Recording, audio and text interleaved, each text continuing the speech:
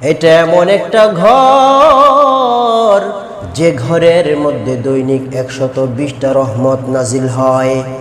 যে ব্যক্তি তাওয়াফ করবে তার উপর 60টা রহমত নাজিল হয়। যে নামাজ পড়বে তার উপর 40টা রহমত আল্লাহর নাজিল হয়।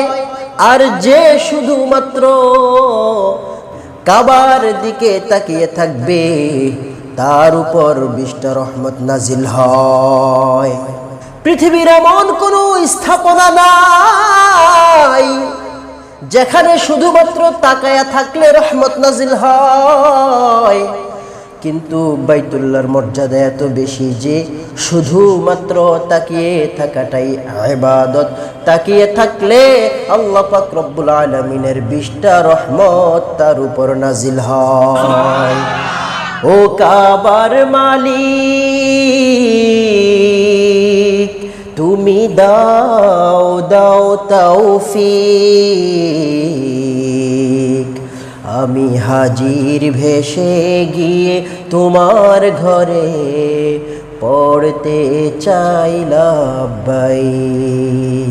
দু চোখে ভাসে মোর কাবার গিলাফ, রাসূলের পাছোয়া পথ, যেথায় করেছেন লাখো সাহাবী দিন কায়েমের শপথ। ও কাবার মালিক, তুমি দাও দাও তৌফিক, আমি হাজির বেশে গিয়ে তোমার ঘরে পড়তে চাই লাব্বাইক। বাইতুল্লাহ যাওয়ার জন্য সব সময় আল্লাহর কাছে দোয়া করতে হবে।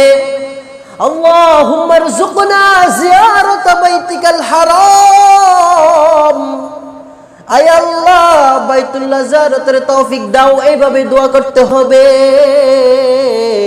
যদি আমরা আল্লাহর কাছে দোয়া করি এবং দৃঢ়ভাবে যদি আমরা পরিকল্পনা করি, আল্লাহ পাক রব্বুল আলামিন মৃত্যুর আগে আমাদেরকে বাইতুল্লাহ জিয়ারতের তৌফিক দান করবেন।